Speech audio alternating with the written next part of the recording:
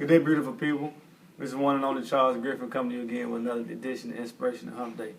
Hey, before we get this video kicked off, let us start off by saying we truly and greatly appreciate all the love and support we've been getting from, my elementary classmates, junior high classmates, high school classmates, teammates, college classmates, teammates, former co-workers, recent co-workers, church members from back home, people we don't know, and my current church members. I can literally say that we have the best friends, family, co-workers, and church family in the world. So I tried my. Go ahead. Let me not forget my friends and family also. Exactly, your friends and family, all my friends and family. Okay. So, I literally tried to go through and respond to everybody that post something on my wall, sent the text message. If I didn't get to you, that was not my intentions. I apologize. The last couple of weeks been been very busy for us. Also, on yesterday, my wife and I was sitting at home, and I heard a lot of commotion at the front door. And I'm sitting at the table about to get ready to eat breakfast, and to my surprise, somebody walks around the corner into my home. I had no clue they were coming. I'm going to show you who it was. It was me. Tobias Tate, Tweetbird. So, I'm grateful that he was able to come and spend this time with us. So today's video is going to really be about an important message I learned while at my time playing college football at UAB, and that is people. We have to listen to our bodies, because without listening to my body, I would have not found out the news of me being diagnosed with colon cancer at an early stage. So I'm going to tell y'all how we found out. About a month and a half ago, maybe 2 months ago, I started experiencing some abdominal cramps. And so me personally, I thought I was experiencing some gas. So I remember this one day in particular, I was on the golf course.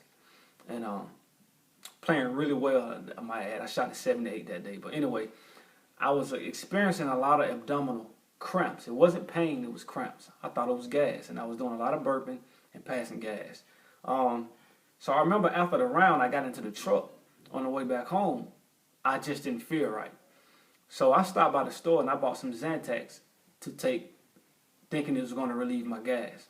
Well, I took it. I continued to burp a little bit, maybe pass gas some. And so it relieved it for the moment. For the next couple of days, that cramping feeling turned into intense pain on Thursday. One Thursday morning, I woke up, my wife was going to work, the children were at school. And all day that Thursday, it was happening maybe like 15 to 20 minutes apart. I started experiencing an intense sharp pain in my stomach. And the feeling was as if something was trying to burst out of my stomach, or somebody was stabbing me, literally stabbing me in my stomach. On a scale of 1 to 10, that pain was probably like a 12. And it was making me drop down to a knee. So I knew that wasn't normal. So I immediately called my wife and I told her what was going on. She told me that I need to go to the emergency room. In response to her, I told her I was just going to make a doctor's appointment. So on the next day, that Friday came, I still felt the pain, but it was nowhere near as intense as the Thursday. On Saturday, we took our daughters to a birthday party. And while at the birthday party, I still was feeling the sharp pains back and forth, but it wasn't nowhere near as intense as that Thursday. So when we got home, my wife came to me and she said, I really, really want you to go to the emergency room. So I did. Went to the emergency room. They took blood work, lab work. The doctor told me, Mr. Griffin, your blood work is fine, your lab work is fine, you're young, you're in shape, no history or anything, you're not on any medication. She said, I don't think anything is wrong with you. But she asked the location of my pain, and when I showed her, she was like, well, before I go, let me do one thing. Let me give you a rectal exam. So I said, okay. So she gave me the rectal exam, and she told me that she saw little specks of blood on her findings. And she asked me, had I been constipated? So I told her from Thursday to Saturday I was. The day I started feeling the pain, the intense pain, I didn't have a bowel movement from that Thursday to Saturday. So she said, even then, I don't think this blood is anything, because that could have been coming from your constipation. But she was like, follow up with your doctor. Next the following Wednesday, I go to my doctor. She tells me, Mr. Griffin, your blood work is fine. Your lab work is fine. You're young. You're in shape. I don't think anything is wrong with you. No history of anything. Your blood pressure is good. I think you're fine. So she was like, well, let me put the stethoscope on you and listen to your abdominals. So she did. She said she heard a lot of commotion and things of that nature. So I asked to have a colonoscopy then. She told me that she didn't think I needed it. So she was like, but I want to send you to a GI specialist. So I go to the GI specialist. He tells me, Mr. Griffin, you're young. Blood work is good. Your lab work is good. You're healthy. No history or anything. You're basically fine. I don't think anything is wrong with you. So he told me that he thought my pain was coming from stress. Now, I didn't think I was stressing about anything, but I gave him the benefit of the doubt. Well, I'm a young man away from home, trying to raise a family, raise them up in a good way. So maybe I could be stressing and not knowing it. So he told me he wasn't going to order a colonoscopy because he didn't see any need for it. So he told me to take 2 weeks, try to get my bowels back on track. He gave me something for pain. He said, come back and see me in 2 weeks, which is November the 4th. Well, within those 2 weeks, pain left. Didn't really feel any. And I really didn't take the pain medicine because I don't like taking medicine. My bowels got back on track. It's pretty good. I continued to work out, lift weights, running, played a couple more rounds of golf. Didn't think anything was wrong. So November the 4th came, which was a Tuesday, so I went to the appointment.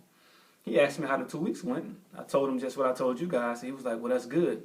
He was like, so given that I'm not going to order a colonoscopy, we're going to do an upper endoscopy. And he said, that's when we put you to sleep, we go in through your mouth with a camera and look at your upper system, see is everything okay. I thought for a second.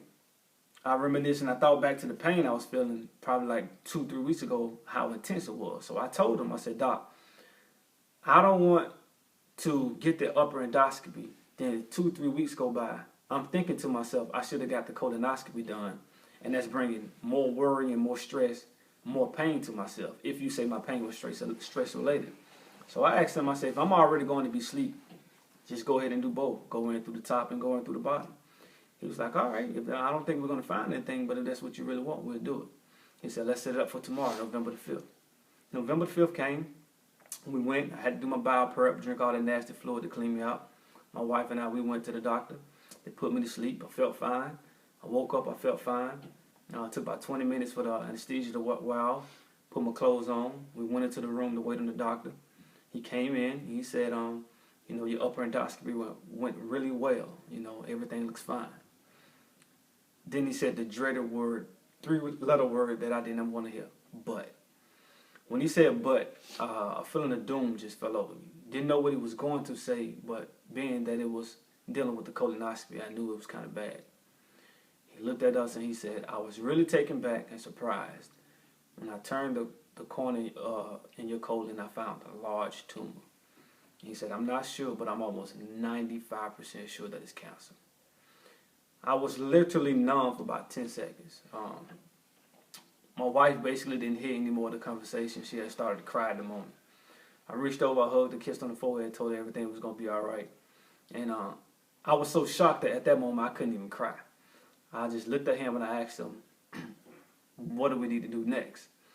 And he said, well, we really need to get it out. He said, because it's big enough that I couldn't get past it to see on the other side of your colon. So, he told me this.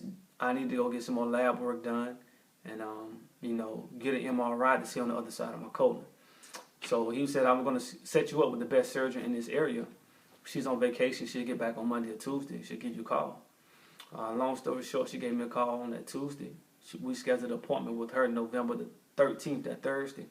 We went in. We talked about some surgical options. She told me that we needed to get it out because the tumor was too large and she didn't want to run into a problem where it started blocking my bowel movement, and which would cause a whole other problem. And so we scheduled the surgery for November the 19th, and we thought everything was fine. We was leaving the office, and she came outside in the hall and called us, and she said, Mr. Griffin. And we turned around, and she said, your biopsy report came back, and it's most definitely cancer.